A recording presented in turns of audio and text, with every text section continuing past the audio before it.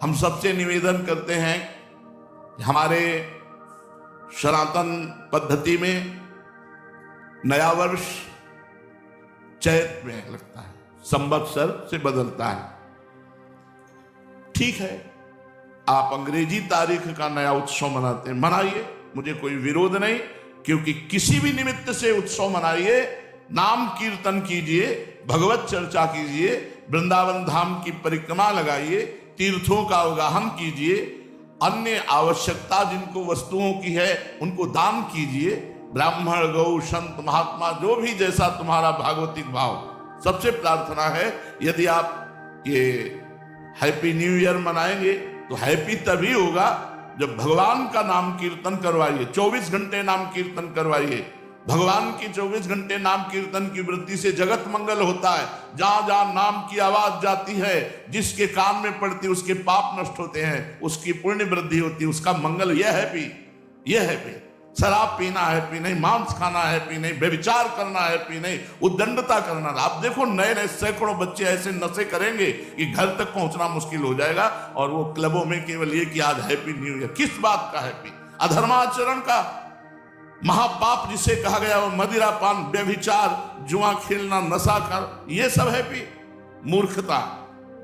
प्रसन्नता तो भगवान के चरणारविंद का आश्रय लेने से, उनके चिंतन से है। ब्रह्मभूता प्रसन्नात्मा, हैप्पी माने प्रसन्नता, तो ब्रह्मभूता प्रसन्नात्मा, ना कि ये मलिन आचरण करना। इसलिए सबसे प्रार्थना है, इस नवीन वर्ष के प्रारंभ में ही कसम खाइए कि मैं कभी भी, अगर आप मानते हैं इस अंग्रेजी नवीन वर्ष को, हम कहते हैं मानो, किसी भी तरह मानो, उसे भगवान से जोड़ दो, सब मंगल हो जाएगा। कभी भी किसी भी स्थिति में मैं कभी पराई माता बहनों के साथ व्यभिचार नहीं करूंगा। नियम लो, मैं कभी शराब नहीं पीऊंगा, मैं कभी मांस नहीं खाऊंगा, मैं कभी किसी का भूल कर अहित नहीं करूंगा। तब तो तुम्हारा हैप्पी न्यू ईयर होगा। नहीं, हैप्पी नहीं हो सकता, पक्का हैप्पी नहीं हो सकता। असत आचरण करने वाला कभी प्रसन्न नहीं हो सकता। थोड़ी देर हर्षित हो सकता है, लेकिन शोकित होना पड़ेगा। हमारा भारतवर्ष महान भगवत धर्म युक्त है। ये अधोगति को जो जा रहा है, नवीन बच्चे, नवीन अवस्था की बच्चियां, ये सब अपनी मर्यादाओं को छोड़कर गलत आचरणों की तरफ बढ़ रहे, इसलिए बहुत हानि है। पूज्य बाबा, जो शास्त्र के नियमानुसार चलता है, उसकी भागवतिक और लौकिक दोनों उन्नति होती है। ऐसी धूर्तता छाती है कि हैप्पी न्यू ईयर, धूर्तता, उद्दंडता, मलिनता, अपवित्रता, असभ्यता, ये हैप्पी होगा तुम्हारे लिए न्यू ईयर? ये नया साल तुम्हारे लिए आनंद, नया साल आनंद होगा। घी का दीपक जला करके कलश में रखो, नियम लो कि आज से मैं असत आचरण नहीं करूंगा। 24 घंटे नाम कीर्तन करो, सुंदर सुंदर भोग पकवान बनाओ, भगवान को भोग लगाओ, 10-20 भूखे को पवाओ, सर्दी का समय 10-20 कंबल खरीदो, फुटपाथ में जो सो रहे हैं उनको बांटो और कहो हैप्पी न्यू ईयर। माना तुम्हारी हैप्पी न्यू ईयर हो गया। भगवत संबंध से संकल्प करो, आज से कभी असत आचरण नहीं करेंगे, तो ये बात समझ में आएगी। ये मलिनता के आचरण करने वाले कभी हैप्पी रह सकते हैं? आज हैप्पी मना लो, कल डिप्रेशन में जाओगे क्योंकि पाप आचरण कर रहे हो। ये तुम्हें ऐसी जगह ले जाएंगे जहां शोक, चिंता, भय, उद्विग्नता, अशांति, जन्म, मृत्यु, ये सब होगा।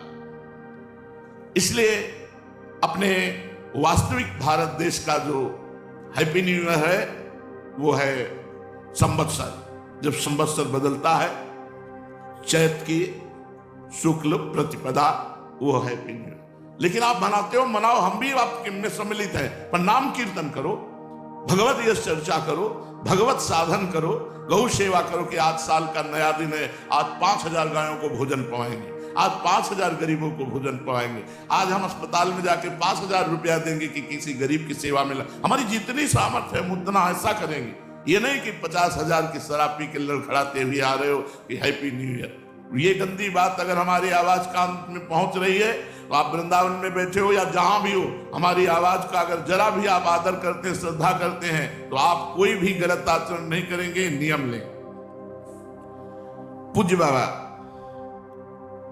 हमें जैसे रोग होने पर डॉक्टर की जरूरत है, ऐसे बुद्धि भ्रष्ट होने पर बुद्धि को शुद्ध करने के लिए हमें गुरु की जरूरत है, हमें संत की जरूरत है। अगर हमारे देश में भगवत प्राप्त महान संत ना हो तो जो पापाचरण हो रहा है ये किसी को भी शांति ना होने दे, किसी को भी चैन से ना रहने दे। पर वो तो संतों की कृपा है, भजन करके सर्वे भवन्तु सुखिना सर्वे संत निरामया, ऐसा हो तो आनंदमय जीवन, सुखमय जीवन। पाप करते हुए भी पृथ्वी फट नहीं रही, आकाश हमको अवकाश दे रहा है, वायु हमको जीवन दे रही, जल हमको जीवन दे रहा है, लेकिन अगर ज्यादा बढ़ता चला जाएगा तो ये सब दूषित होते चले जाएंगे।